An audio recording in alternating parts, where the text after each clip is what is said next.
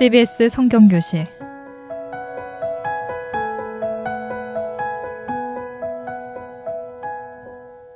이 시간은 창세기부터 요한계시록까지 성경 66권 속에 숨어있는 하나님의 말씀을 함께 공부하는 시간입니다.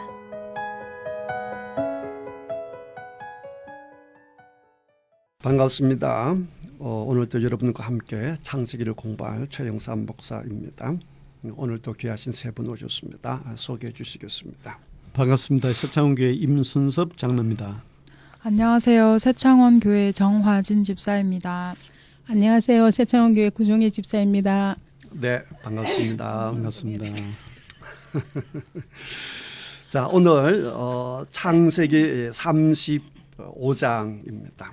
먼저 1절을 읽고 시작하겠습니다. 우리 장로님 1절만 읽어주시죠. 하나님이 야곱에게 이르시되 일어나 베델로 올라가서 거기 거주하여 네가 내 형 에서의 낯을 피하여 도망하던 때에 내게 나타났던 하나님에게 거기서 제단을 쌓아라 하신지라. 아멘. 34장의 내용이 혹시 기억나시나요? 어떤 일이 있었죠? 야곱의 딸 디나가 부끄러운 일을 당하고 네, 북권위를 당했어요. 네. 그래서 그 아들들이 칼로 하므로의 아들들을 세금에서 전멸한 걸로 알고 있습니다. 네, 누가 죽였죠? 오빠 디나요. 디나요. 시몬과 레위. 네, 시몬과 레위가 가서 약속 이제 할례 받으면 당신들이 원하는 대로 우리 서로 혼인하겠다 이렇게 해놓고는 그냥 아플 때 가서 시몬과 레위 칼을 들고 가서 그 사람들 남자들 다 죽여버리잖아요. 그러니까 그 나머지 형제들이 그 마을에 이제 세겜성에 들어와서 어떻게 했느냐를 하게 되면 28절을 한번 보실래요? 28절, 29절 우리 장로님 읽어주시죠. 그들이 양과 소와 나귀와 그 성읍에 있는 것과 들에 있는 것과 그들의 모든 재물을 빼앗았으며 그들의 자녀와 그들의 아내를 사로잡고 집 속의 물건을 다 누락한지라. 네. 그러니까 사람을 남자들만 죽였을 뿐만 아니라 보게 되면 28절에 보니까 성에 있는 것들, 그죠? 그다음에 들에 있는 것들.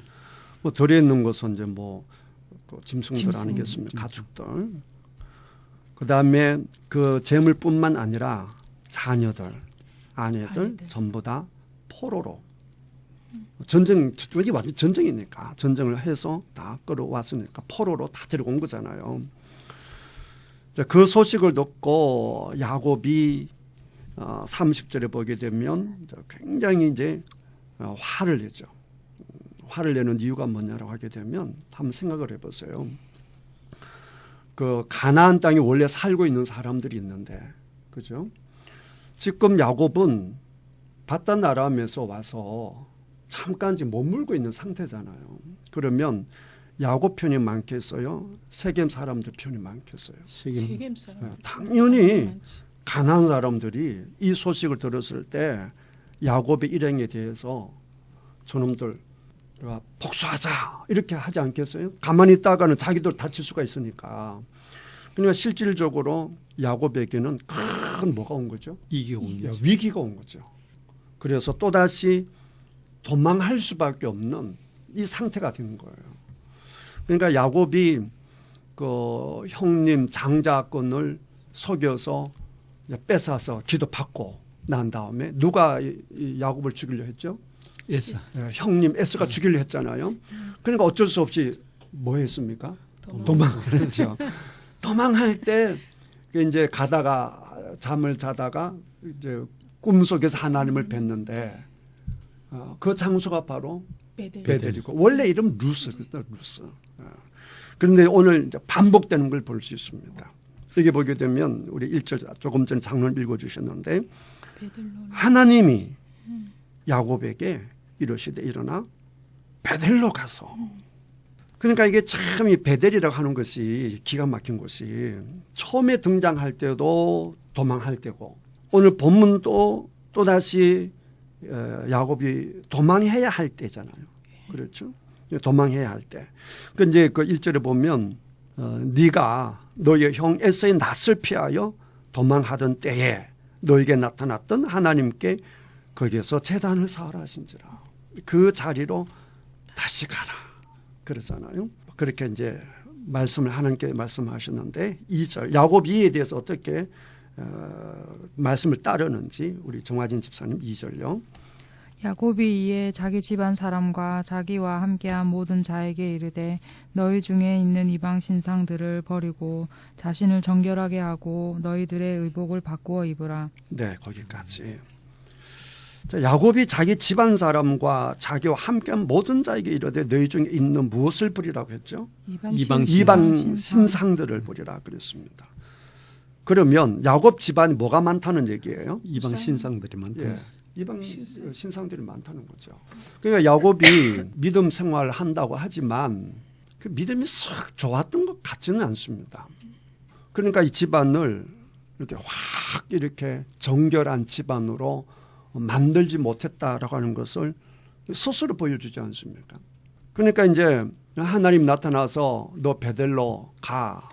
베델에 가서 제단 사라고 하니까 야곱이 이제 마음속이 좀 뭐라 그럴까 좀 복잡했겠죠. 야, 그때 하나님이 내가 정말 힘들 때 외로울 때 어찌할 바를 몰랐을 때 하나님이 나타나셔서 나에게 복을 주시고 이렇게 나에게 은혜를 주셨는데 그리고 그다음 14년은 그냥 지냈지만 6년 동안 하나님께서 상상할 수 없는 방법으로 복을 주셨잖아요. 울긋불긋한 것 그러면 얼룩덜룩한 것, 얼룩덜룩한 양들이 생기고 염소가 생기고 점 있는 것 그러면 점 있는 것들이 생기고 도무지 인간이 상상할 수 없는 방식으로 하나님께서 함께 하셨는데 그럼에도 불구하고 야곱이 하나님을 확 믿지는 못한 것 같아요. 그러니까 믿음 잘한다라고 하는 것이 장로님 제일 오래되셨습니다.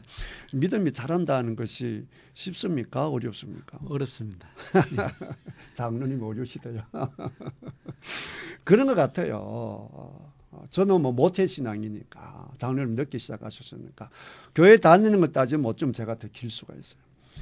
긴 세월 교회 생활을 쭉 보지만 이게 하나님의 은혜가 있으면 그만큼 믿음이 착착착착착 자라서 올라가야 되는데 참 그러기가 쉽지 않은 것 같아요.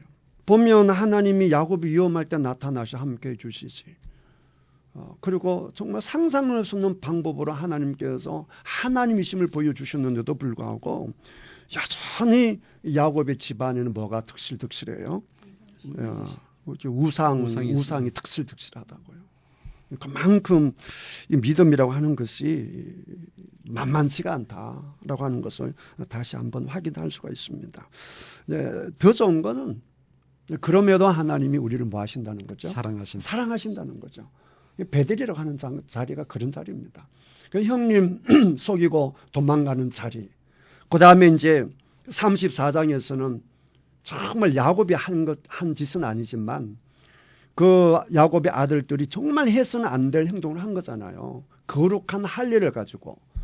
그건 거룩한 성결 의식인데 그걸 가지고 죄 짓는데 동원을 시켰으니까 정말 하나님께서 화를 내시고 분노하실 일을 행했잖아요.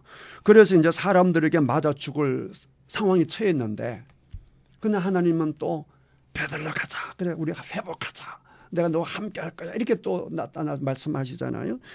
베델의 하나님은 참 좋으신 하나님이다라고 하는 것을 우리가 이제 계속 이제 확인해 나갈 텐데 거기에 대해서 반응하는 그러니까 늦게나마 돌이키는 게 중요하죠. 그래서 야곱의 생애에서 35장은 정말 중요한 장이고 그중에 핵심이 바로 2절입니다. 바로 핵심 2절인데 첫 번째는 뭐냐? 우상들을 다 제거하고 우상들 깨끗하게 하고 자신을 정결하게 같은 얘기죠. 그 다음에 너희들은 무엇을 바꾸라? 의복을 바꾸라. 옷이라고 하는 것이 중요하죠. 옛날에 이제 우리 교복 세대들은 교복 딱 입는 거 보면 저 학생이 어떤 학생인지 감을 잡을 수 있죠. 좀 껄렁껄렁한 학생인지 모범생인지 알 수가 있잖아요. 38장 19절 뭐 다음 주 볼 것이지만 다시 한번 보죠. 38장 19절을 한번 보시죠. 정화 집사님 38장 19절 한번 읽어보시죠. 그가 일어나 떠나가서 그 너울을 벗고 과부의 의복을 도로 입으니라. 네, 이게 무슨 얘기냐를 하게 되면 그 창녀의 옷을 입었다가 다시 과부의 옷을 입는 장면입니다. 그 옷이 무엇을 드러낸다? 신분. 신분을 드러내는 거죠. 그러니까 옷이 그냥 옷이 아니죠. 옷 입는 걸 보면 그 사람을 알 수가 있죠. 신분도 알 수가 있고 그 사람의 성품도 알 수가 있고 그다음에 신앙 정도도 알 수가 있고. 그러니까 이게 옷을 바꿔 입는다라고 하는 것은 누구 앞에 가기에 적합한 옷을 입는다는 얘기죠. 하나님 앞에 가는 옷. 하나님 앞에 가는 옷이랑 세상으로 가는 옷이 다르잖아요. 그러니까 완전히 요즘 말로 하기 딱 한마디로 말하면 회개하는 거죠. 완전히 이제 회개하는 이제 모습을 볼 수 있습니다. 완전히 이제 내적인 회개를 하고 그다음 모든 것을 갖출 걸 갖추고 그다음 3절 우리 구정희 집사님 3절요. 우리가 일어나 베델로 올라가자 내 환난 날에 내게 응답하시며 내가 가는 길에서 나와 함께 하신 하나님께 내가 거기서 제단을 쌓으라 하노라 하매 그들이 자기 손에 있는 모든 이방 신상들과 자기 귀에 있는 귀고리들을 야곱에게 주는지라. 야곱이 그것들을 세겜 근처 상수리 나무 아래에 묻고 그들이 떠나서나 하나님이 그 사면 고을들로 크게 두려워하게 하셨으므로 야곱의 아들을 추격하는 자가 없었더라. 아멘. 거기까지요. 그냥 하나님께서 베델로 가라 그러니까 이제 야곱 베델로 가자 그러는 거죠. 베델로 갈 수밖에 없어요. 안 가면 어떤 일이 있습니까? 안 가면 죽으니까 죽는 거예요. 자, 이 참 야곱의 인생이라는 것이 처음에 집 떠날 때도 죽을까봐. 그다음에 이제 외삼촌 집에서 재산을 많이 이제 생겨서 이제 살만한데 또 뭐 할까봐. 또 맞아 죽을까봐. 그다음에 형님 앞에 나타나는데 또 형님 만나면 또 뭐 할까봐. 또 죽을까봐. 이 연속이에요. 그다음에 형님과 이제 문제 해결하고 좀 편안하다라고 해서 이제 세겜 땅에 이제 행복하게 살만한데 또 디나 사건으로 인해서 또 일이 발생해 버리고 또 안 떠나면 어떻게 될까봐 또 죽을까봐. 이게 야곱의 인생입니다. 그래 베델로 올라가자. 내 환난 날에 내게 응답하시며 지금 또 환난 날이잖아요. 그러니까 이 환난 날에 응답하시며 내가 가는 길에 나와 함께 하신 하나님께. 그러니까 어려울 때 이제 항상 그 생각나잖아요. 내가 정말 그 어려웠을 때 하나님 나를 도와주시던 하나님. 이제 어려움이 생기고 환난이 생기면 사실은 이게 환난이 생겼다라고 하는 것은 좋은 일이에요, 나쁜 일이에요? 나쁜 일입니다. 나쁜 일입니다. 그런데 영적으로 보게 되면 좋은 일이죠. 영적으로 보게 되면 대부분 좋아요.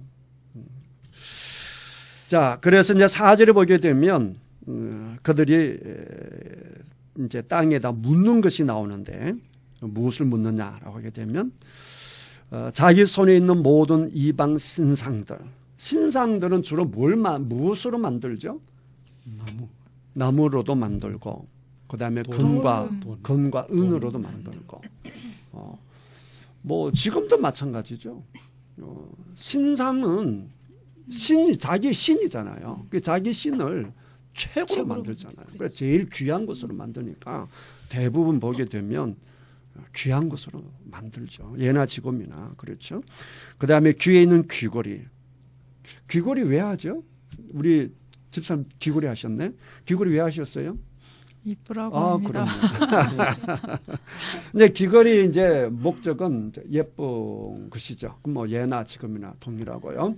그다음 또 한 가지 또 그게 있어요. 효능이 있습니다. 목적. 치료의 목적이나 치료. 예. 물론 그럴 수도 있겠죠. 요즘 뭐 치료 때문에 하신 분들 계시죠. 아마 옛날에도 그랬을 거예요. 그 다음에 이제 그 모든 이제 민족에게 나타나는 그 현상 중에 하나가 이게 일종의 부적 같은 거예요. 그러니까 이게 어떻게 보면 뭐 정화진 집사님이야 꿈에도 생각하지 않았겠죠. 일종의 그 우상의 일종으로 그러니까 일종의 부족 같은 것으로 많이 하는 것을 볼 수 있습니다. 뭐 그렇잖아요. 간단히 생각하면 돼요. 뭐 부족은 아니지만 우리 그리스도인들이 그 몸에 자꾸 부착하고 싶은 게 있어요. 그게 뭐죠? 십자가잖아요. 같은 원리죠. 뭐 우리가 뭐 부족 같은 의미를 하지는 않지만 그래도 주님과 가까이 하고 싶다 이런 의미에서 어떤 목사님들은 왜 큰 나무 십자가 크게 목에 걸기도 하시고 그러잖아요.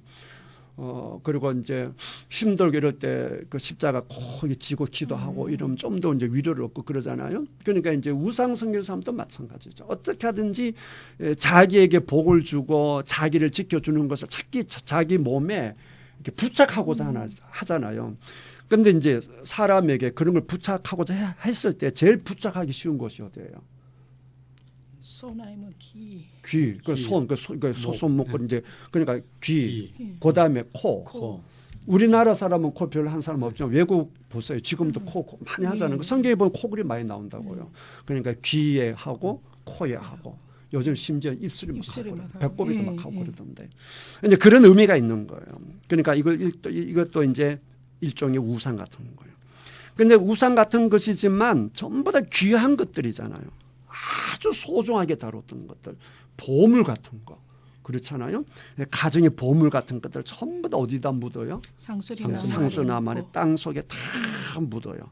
이제 상수리 나무 아래 묻는다라고 하는 것 옛날에 제가 말씀드렸다시피 뭐 요즘 같으면 뭐 지도도 있고 뭐 이렇게 딱딱 할 수 있지만 옛날 같은 경우는 넓은 벌판에 표시될 만한 게 바위 아니면 나무 이런 것밖에 이제 없으니까 그런 이제 기준점이 되는 것이죠. 그다음에 상수리 나무에서 주로 이제 제단을 많이 쌓고 또 우상도 섬기고 했기 때문에 이제 그 밑에 이제 묻었는데요. 그러니까 하나님 앞에 갈 때 잘 보세요. 내가 귀하게 여겼던 것들 얼마나 애지중지했던 것들입니까? 그러니까 진짜 신앙생활을 하려고 하면 우리가 애지중지하는 모든 것들을 좀 어떻게 해야 돼요? 땅 속에 다 묻어야 된다는 거예요. 묻어야 되는 것이고 그다음에 또 한편으로 생각해 보게 되면 이 묻을 때 신상들 그다음에 귀걸이 이런 것들 다 묻잖아요. 이게 무엇을 의미하느냐라고 하게 되면 신이라고 한다면 진짜 신이라고 한다면 이 신상들을 묻고 이렇게 했을 때 어떤 현상이 나타나야 되죠? 진짜 신이라고 한다면 해를 입혀야 된다. 예, 뭔가 일이 나타나야겠죠. 그런데 땅 속에 묻어버리면 그냥 그대로 묻히고 아무 말도 못하고 아무 작용도 할 수 없는 그야말로 돌멩이 같고 나무 같고 아무 쓸모가 없는 걸 지나지 않는다라고 하는 것도 암시하고 있는 것이죠. 그리고 이제 그들이 이제 떠났는데 그러니까 하나님께서 그들의 큰 은혜를 주시잖아요. 하나님이 그 사명 고울들로 크게 두려워하게 하셨으므로 야곱의 아들들을 추격하는 자가 없었더라. 계속 실수하고 계속 하나님 앞에 해서는 안 될 행동을 야곱과 그의 자손들이 하는데 그런데도 불구하고 하나님은 계속 누구 편에 서 계세요? 야곱 편에 서 계시죠. 근데 앞에서 라반이 막 화를 내서 이놈 가서 내가 어떻게 해버리겠다고 했을 때도 하나님이 딱 손대지 마. 어떤 얘기도 하지 마. 딱 그러시고 그 다음에 또 사방 골 사람들한테 딱 얘기를 해서 절대로 손대지 마. 이렇게 하시는 하나님을 볼 수가 있는 것이죠. 우리 장로님 6절 7절요. 야곱과 그와 함께한 모든 사람이 가나안 땅 루스 곧 베델에 이르고 그가 거기서 제단을 쌓고 그곳을 베델이라 불렀으니 이는 그의 형의 낯을 피할 때에 하나님이 거기서 그에게 나타나셨더라. 네, 거기요. 그래서 드디어 이제 그 사람들이 어디에 도착했어요? 베델. 베델. 이제 원래는 루스고 이제 베델에 도착했습니다. 도착해서 그것에 제단을 쌓고 그것 이름을 엘 베델 이렇게 됐죠. 엘은 하나님이에요. 그러니까 베델의 하나님 이렇게 되겠죠. 또 자 베델은 하나님의 집 그렇죠. 하나님의 집. 그 처음에 그랬잖아요. 하나님 딱 뵙고 나서 여기가 하나님의 집이다. 그다음에 하늘의 문이다라고 했던 곳이 바로 이 장소였잖아요. 자, 여기에서 제단을 쌓았을 때에 야곱이 어떤 생각이 났겠습니까? 옛날 생각이 났겠죠. 옛날에 형이 무서워서 도망갔을 때 정말 깜깜했을 때 하나님이 나타나셔서 그 은혜 주셨던 그 하나님. 그리고 그때 하나님께 약속하셨던 게 있잖아요. 땅 다 줄게. 내가 너와 함께 할게. 내가 너를 복을 줄게. 했던 그 모든 말씀을 돌이켜보니까 하나님 그 약속을 다 지키셨어요? 안 지키셨어요? 지켰어요. 하나님은 다 지키셨는데 자기는요? 못 지켰어요. 못 지키고 그냥 형편없이 살아왔지 않았겠어요? 그러니까 제단을 쌓으면서 요즘 같은 말로 하게 되면 눈물을 뚝뚝 흘리면서 큰 은혜의 예배가 되지 않았을까. 그죠? 큰 은혜 받는 예배가 되지 않았을까. 이렇게 생각해 볼 수가 있습니다. 자, 그 다음에 이제 그 8절에 보시니까 재미있는 현상이 있습니다. 누구 이름이 등장합니까? 더보라. 예, 더보라가 더보라. 등장합니다. 더보라가 누구죠? 유모 더보라. 예, 리브가의 유모입니다. 리브가는 누구죠? 이삭의 아내. 이삭의 이삭의 아내요. 야곱의 엄마. 어머니죠. 어머니. 자, 재밌는 것이 유모의 이름이 나왔어요. 그리고 죽는 얘기가 나왔습니다. 사라 죽는 얘기 나오죠. 그렇죠? 그다음 리브가 죽는 얘기가 나옵니까? 우리가 지금 공부했는데 리브가가 죽었다라는 얘기를 본 적이 있습니까? 기억 못하시 뭐 없는 거겠죠. 예. 뒤에 가면 이제 회상하면서 이삭과 리브가를 이제 그 동굴에 묻었다라는 얘기는 나와요. 근데 죽어서 어떻게 했다 이런 얘기는 안 나와요. 그런데 여기 보니까 유모 이름이 등장해요. 그죠? 참 이게 이제 성경은 그러니까 쓸데없는 걸 기록하지 않거든요. 그게 무슨 의미일까? 신앙의 본을 보였다는 소리. 신앙의 본일 수도 있겠지만 신앙의 본은 아마 아닐 거예요. 왜냐하면 리브가가 원래 살았던 곳이 바단 아람이잖아요. 그렇죠? 하란이죠. 바단 아람의 이제 소리 이제 하란인데 그때 리브가가 그 이제 시집 올 때 그 아브라함의 늙은 종이 가서 쭉 이제 막 만나서 막 그 요즘 말로 하면 이제 그 돈으로 그죠? 이제 막 보석으로 막 얘기하니까 눈이 확 해가지고 나 갈 거다 이랬잖아요. 그 라반도 그 눈을 혹해서 죽게 이랬는데 그때 이제 리브가가 올 때 따라온 게 유모거든요. 자, 리브가는 야곱과 에스를 낳는데 리브가는 누구를 사랑했죠? 야곱. 리브가는 야곱을 사랑했고, 그다음 아버지는 누구를 사랑했습니까? 에스를 사랑. 이삭은 에스를 사랑했죠. 자, 그러면 생각해 보세요. 야곱의 입장에서 보게 되면, 엄마가 없을 때, 가장 엄마 같았던 사람이 누구겠어요? 더보라. 유모. 유모죠. 더보라죠. 그러니까 단순하게 그 어떤 왜냐하면 이제 신앙으로 보기 힘든 것이 뭐냐라고 하게 되면 리브가가 그 이제 욕심으로 그 자기가 좋아했던 야곱이 장자권을 가졌으면 좋겠다라고 하는 욕심은 굉장히 했지만 리브가에게 있어서 정말로 이렇게 신앙적으로 이렇게 모범이 될 만한 것은 사실 거의 보이지 않거든요. 이제 시집 올 때 모습이나 분명히 이제 아기가 뱃속에 있을 때 하나님이 작은 것이 큰 것을 이제 큰 자가 작은 자를 섬길 것이다 했음에도 불구하고 그 말씀을 믿지 못해 가지고 어거지로 막 그 장작을 뺏어오는 모습이라든지 이런 걸 보게 되면 잠잠히 기다리면서 그 하나님의 그 뜻이 이루어지기를 기다리는 사람이라고는 좀 보기 못하죠.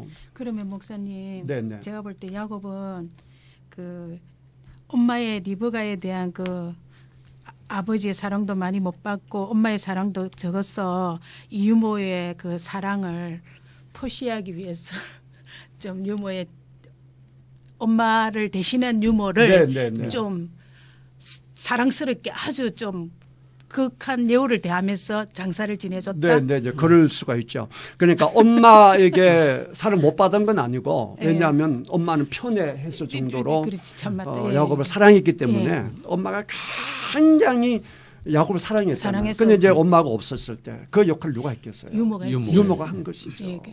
그러니까 무슨 얘기냐를 하게 되면 이 위에서 그 4절에서 보게 되면 그 야곱의 집안에 있는 그 수많은 보물들을 땅에다 묻지 않습니까? 예. 그게 이제 물질의 보물이라고 한다면 이제 야곱에게 있어서 마음의 보물, 그렇지. 자기를 감싸주고 안아주고 말 그대로 엄마. 그렇지. 이제 엄마라고 하게 되면 우리가 갖는 감정이 있잖아요. 그 엄마와 같은 품. 음. 그것마저 이제 떠난 떠나게 거죠. 됐으니까. 그리고 그 역할을 더보라가 했던 것 같아요. 그러니까 여기다가 더보라 이름을 올리고 그다음에 그를 장사하는 모습까지. 그다음에 심지어 더보라를 묻고 난 다음에 항상 이제 기념하기 위해서 나무 곁에 무대에 기억을 하니까 역시 나무 등장하죠. 그러니까 그럴 수밖에 없어요. 그 나무 이름을 뭐라 그랬어요? 알론바굿. 알론바굿. 그 밑에 보니까 뭐라고 했어요? 곡함의 상수리. 예. 얼마나 야곱이 뭐 했다는 얘기예요. 곡을 마음. 많이 곡했다는 부르. 얘기예요. 마음이 너무너무 슬프고 아프고. 정작 그 어머니 돌아가실 때 이런 기록이 없어요. 왜 뭐 언제 돌아간지 모르니까 그건 잘 모르겠는데 어쨌든 유모인데 이렇게 곡하고 할 정도로 이 더보라가 야곱에게 주는 어떤 그 사랑이. 마음의 안정이라든가 그런 게 있었던 것 같습니다. 그러니까 4절은 물질을 묻었다고 한다면 여기 이제 8절은 마음의 보물을 이 땅에 묻고 그러면 이제 야곱은 의지할 자는 이제 누구밖에 없습니까? 하나님뿐입니다. 하나님밖에 없는 거예요. 그 사랑했던 엄마. 원래 아버지는 자기보다 형님을 좋아했으니까 뭐 아버지가 자기한테 그렇게 위로가 되지는 않고요. 그 다음에 이제 자식들인데 자식들이 34장에서 위로하기는커녕 그냥 이게 골치 아픈 그런 존재가 되어버렸으니까 그랬을 때 정말 옆에서 서서 손잡아주고 따뜻하게 해줬던 사람이 더보라였던 것 같아요. 근데 그 더보라까지 땅에 묻어버렸으니까 이제 야곱은 남은 게 없는 거죠. 자, 그 다음에 이제 9절 우리 장로님 이제 11절까지 읽어주시죠. 야곱이 바단 아람에서 돌아오며 하나님이 다시 야곱에게 나타나사 그에게 복을 주시고 하나님이 그에게 이르시되 내 이름이 야곱이지만은 내 이름을 다시는 야곱이라 부르지 않겠고 이스라엘이라 내 이름이 되리라 하시고 그가 그의 이름을 이스라엘이라 부르시고 하나님이 그에게 이르시되 나는 전능한 하나님이라 생육하며 번성하라 한 백성과 백성들의 총회가 네게서 나오고 왕들이 네 허리에서 나오리라. 네. 바단 아람은 그 하란이 있는 곳이죠. 그러니까 이제 라반의 집이죠. 거기에서 돌아왔다. 그냥 앞에 집이 돌아왔는데 다시 이제 반복해서 이제 결론을 내고 있는 것이죠. 다시 야곱에게 나타나 그에게 복을 주시고 그리고 그 이름을 야곱은 속이는 자, 뒷발꿈치 잡는 자 이런 뜻이지만 다시는 그렇게 부르지 말고 이스라엘이라 해라. 하나님과 사람과 더불어 겨루어 이겼다라고 하는 놀라운 이름을 주시고 그 다음에 이제 11절에 보니까 하나님은 어떤 하나님이시라고요? 전능한 전능한 하나님이다. 전능한 하나님이다. 이렇게 말씀하시고 그 다음에 첫 번째 이제 주는 게 뭐냐면 생육하며 번성하라. 생육하며 그러니까 자손이거든 자손. 근데 그 당시에 이제 제일 큰 이제 복이 자손이라고 했잖아요. 자손이 많으면 모든 게 따라오는 것이거든. 권력, 경제 모든 것이 따라오는 것이기 때문에 자손. 그 다음에 이제 12절 따라오는데 이제 땅이 따라 나와요. 항상 자식하고 이제 땅이 이제 따라오는데 여기서 이제 하나님이 전능한 하나님이라고 말씀하시는 것은 이 모든 것을 행할 수 있다. 특별히 자녀, 땅에 대해서 내가 행할 수 있다라고 다시 한번 말씀해 주시고, 그리고 전능하신 하나님은 이미 바단 아람에서 야곱이 친히 경험할 수 있도록 함께 해 주셨죠. 함께 해 주셨고, 그다음 얼마 전에는 이제 그 세겜 사람들 그 후유증으로 그 가나안 사람들이 연합해서 야곱의 가정을 다 이렇게 몰살시킬 수 있는 그 위험에 처했지만 누가 지켜주셨어요? 하나님. 그 하나 어떤 하나님이라고? 전능한 하나님이라는 거예요. 그러니까 뭐든지 할 수 있는 내가 너에게 복을 주고 내가 너를 지켜주겠다. 이렇게 말씀을 주시잖아요. 그 다음에 이제 12절 아까 얘기했던 우리가 이제 땅 이제 준다라고 얘기한 것이고, 그 다음에 이제 13절 이제 우리 정환이 13절부터 15절까지 읽어주시죠. 하나님이 그와 말씀하시던 곳에서 그를 떠나 올라가시는지라. 야곱이 하나님이 자기와 말씀하시던 곳에 기둥 곧 돌기둥을 세우고 그 위에 전제물을 붓고 또 그 위에 기름을 붓고 하나님이 자기와 말씀하시던 곳에 기름을 베델이라 불렀더라. 네. 그럼 다시 이제 와서 쉽게 말하면 예배 드린 거죠.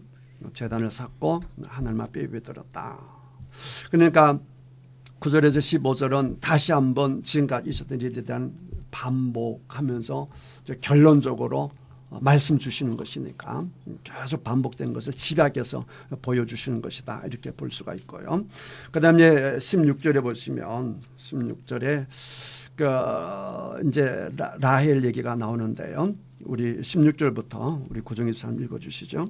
그들이 베델에서 길을 떠나 에블라에 이르기까지 얼마간 거리를 둔 곳에서 라헬이 해산하게 되어 심히 고생하여 그가 난산할 즈음에 산파가 그에게 이르되 두려워하지 말라. 지금 내가 또 등남하느니라 하매 그가 죽게 되어 그의 혼이 떠나려 할 때에 아들의 이름을 베논이라 불렀으나 그의 아버지는 그를 베나민이라 불렀더라. 네, 거기까지요. 라헬이 꿈에도 소원이 뭐였습니까?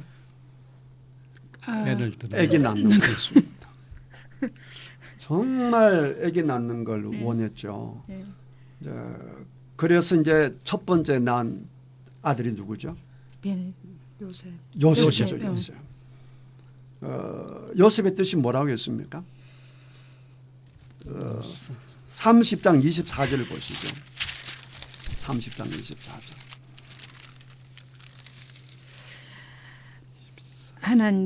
하나님이 내게 더하시기를 원하노라. 네, 그게 무슨 뜻이라 했습니까? 더함. 예. 다른 아들을 내게 더하시기를 원하노라. 그러니까 아들 한 명 더 하나 더, 낳는다. 하나 더 이제다.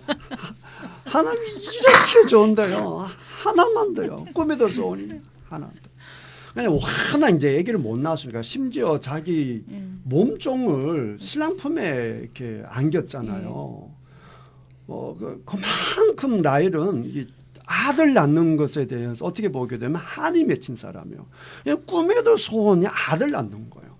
근데 드디어 요셉이 낳았단 말이에요. 그 여자는 하나님 하나만 더요. 하나만, 꿈에도 소원이 하나만 든데 문제는 꿈이 이루어지는 날 라헬이 뭐 하게 돼요? 죽게 됩니다. 죽게 되는 거죠. 이것도 하나의 어떻게 보면 인간 세상을 어떻게 보면 우리가 알 수가 있죠. 우리는 그것만 가지면 세상 행복해질 것 같고 그것만 있으면 내 인생이 달라질 것 같은데 그것이 주어졌을 때 라헬과 같이 오히려 생명을 잃는 경우가 간혹 있죠. 그런데 우리는 그걸 모르잖아요. 한치 앞을 내다볼 수 없으니까. 참 이제 슬픈 내용인데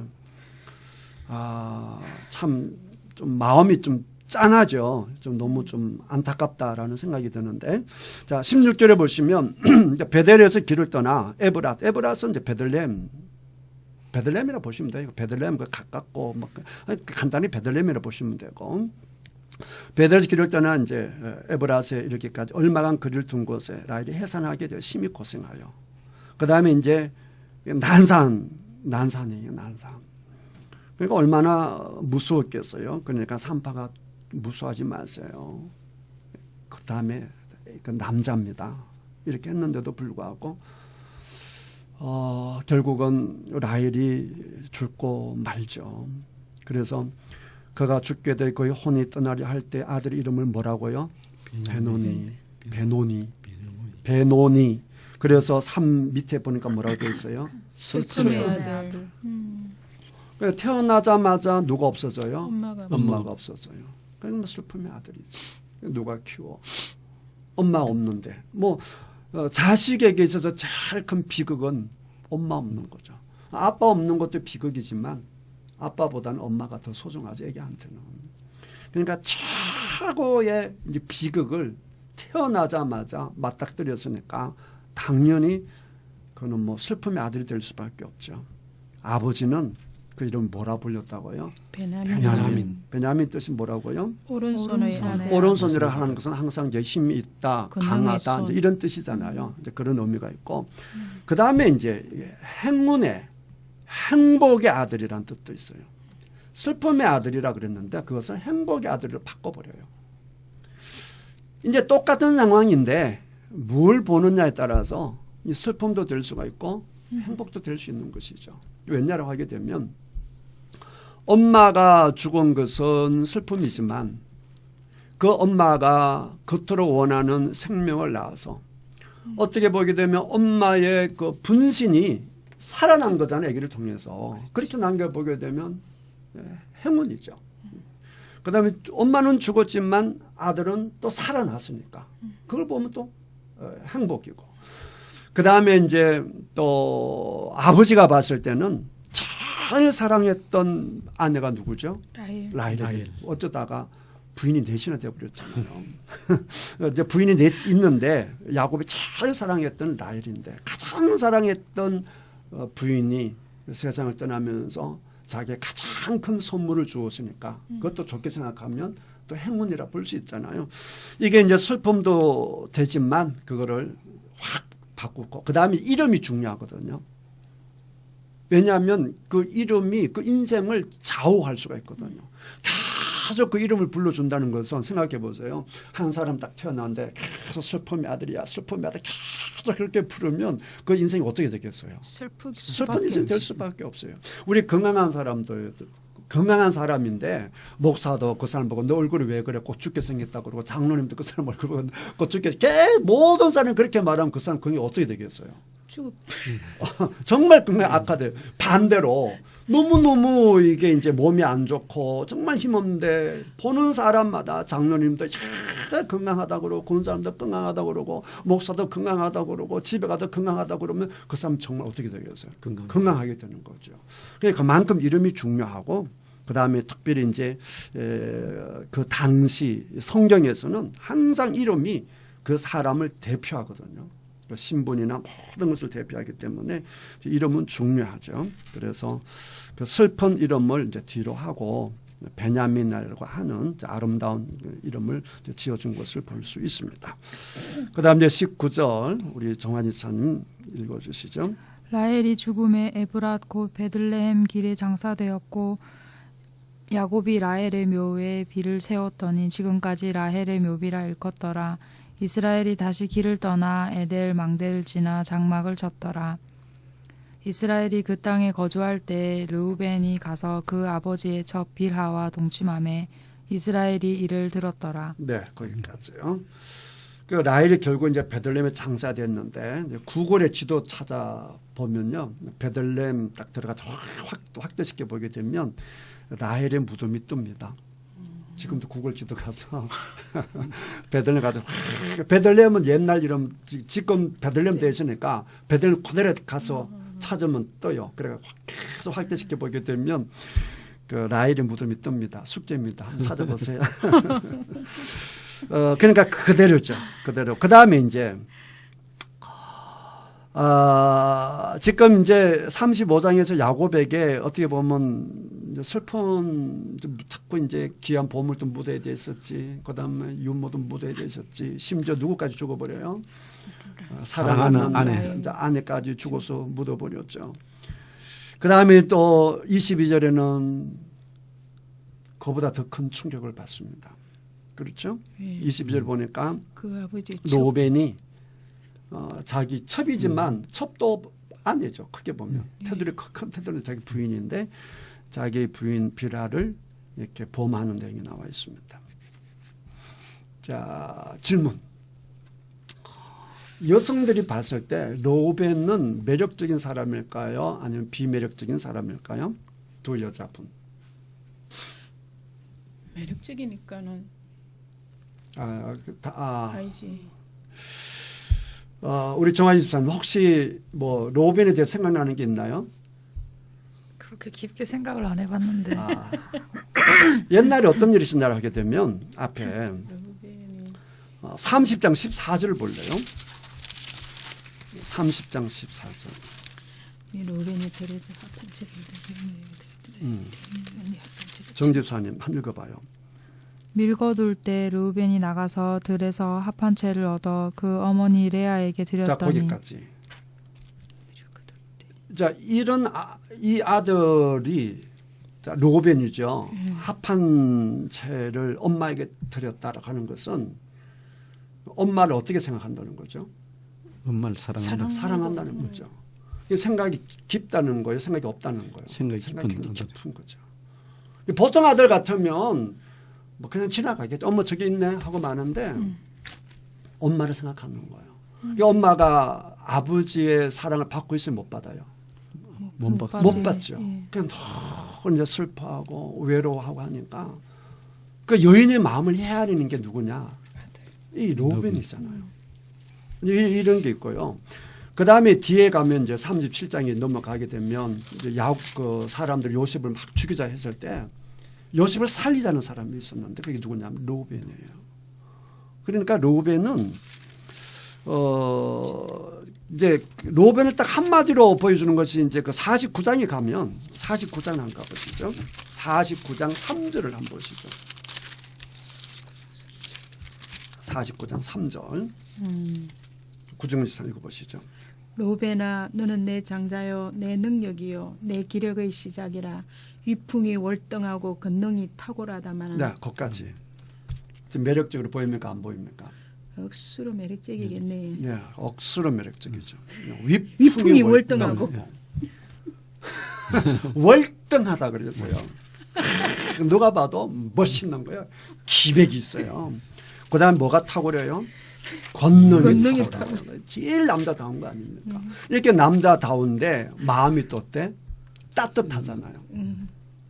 다 동생 죽이자라고 했을 때 동생 살리자 한 것도 로벤이고 그다음에 슬퍼하고 외로워하는 그 여인의 마음을 알아주는 것도 로벤이고 감성도 억수로 뛰어나다. 그렇죠. 그치? 그러니까 감성만 뛰어나실 뿐만 아니라 요즘 말로 하면 잘생겼지 몸매 좋지 마음 좋지 그다음에 정감이 있지 로맨틱하지 다 품었죠.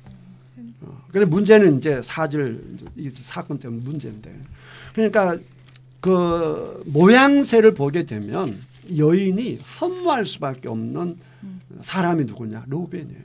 그렇죠? 그 아버지가 이렇게 인정하는데 49장에 보게 되면 결론이 아니죠. 4절에 보게 되면 아버지가 좋은 감정으로 로벤을 축복하는 게 아니거든요. 그렇잖아요. 예, 아버지. 자기 부인을 건드렸는데 좋게 생각하겠어요?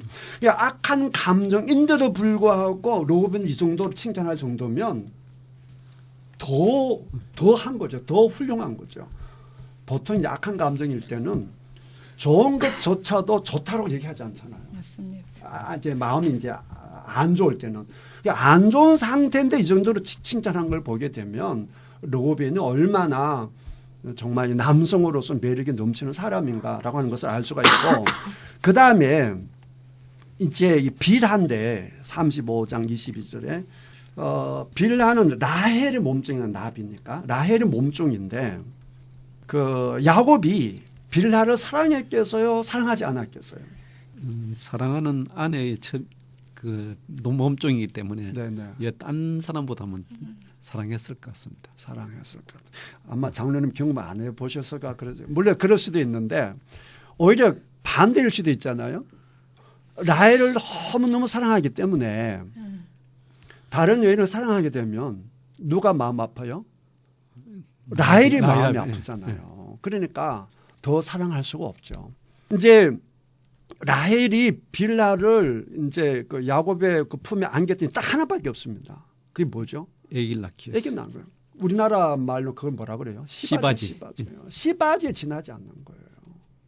지금 야곱은 누구도 안 쳐다봐요. 레아도 안 쳐다봐요. 원래 부인도 안 쳐다본다고요. 그러니까 야곱이 정감을 가지고 쳐다보는 여인은 한 명밖에 없어요. 누구죠? 라헬이에요.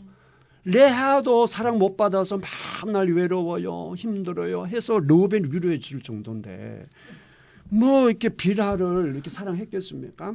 그러니까 빌하도 보면 굉장히 외로웠을 거다.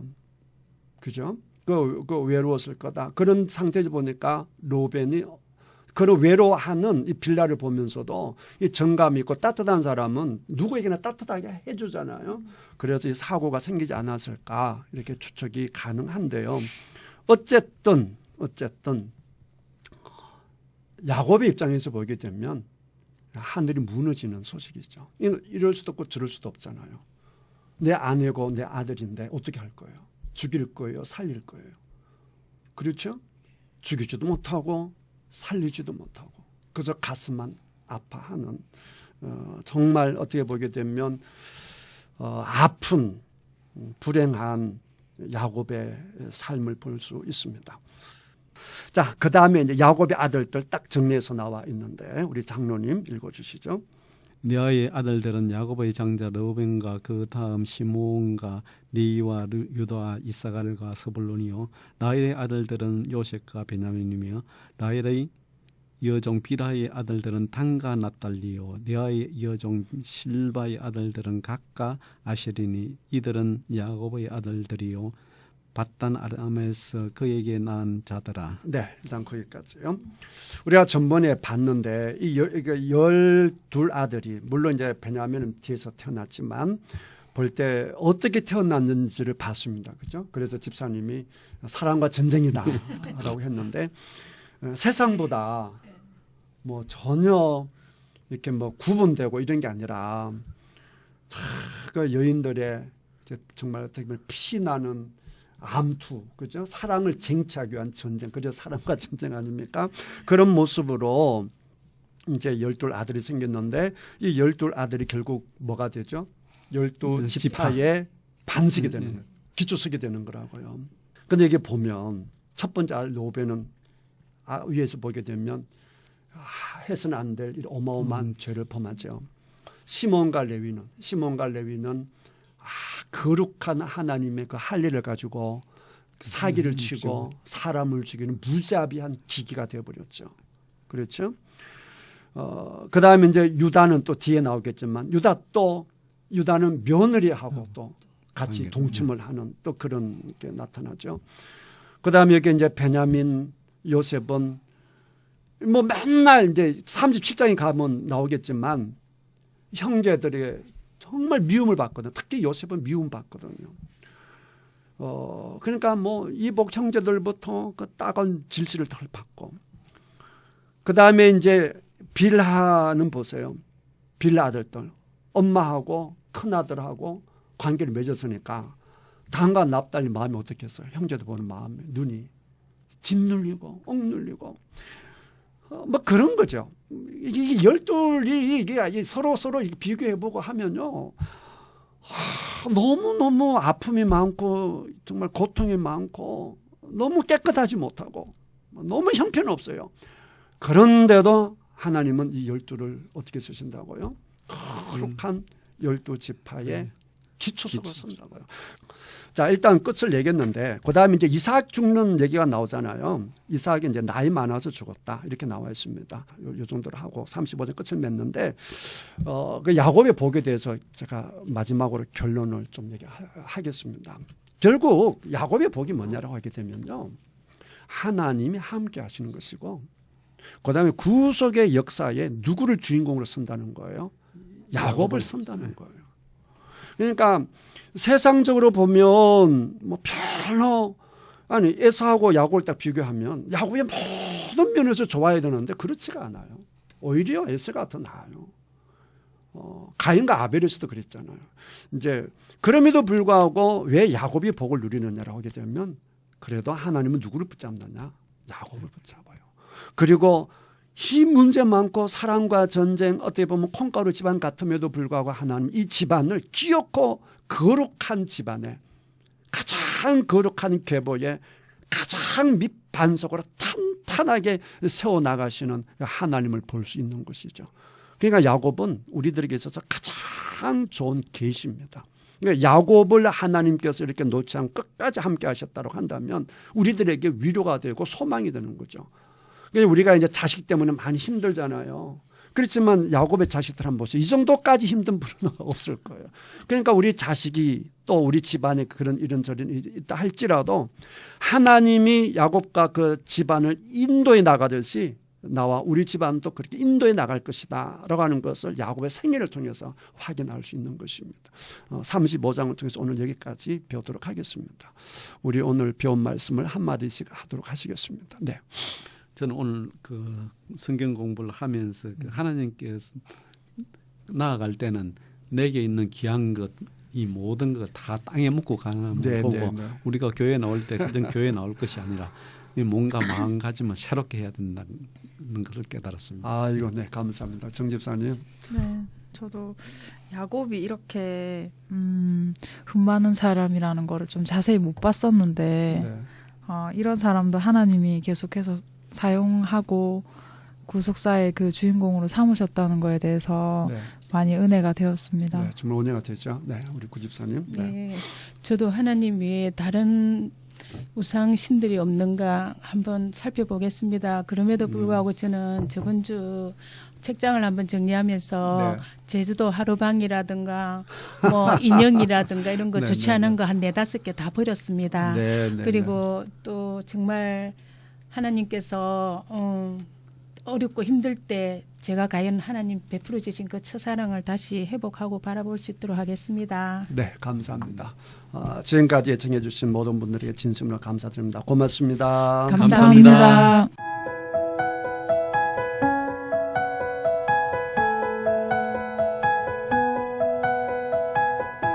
CBS 성경교실 지금까지 새창원 교회 최영삼 목사였습니다. 창세기부터 요한계시록까지 성경 66권 속에 숨어있는 하나님의 말씀을 함께 공부하는 CBS 성경교실은 유튜브를 통해 다시 들으실 수 있습니다.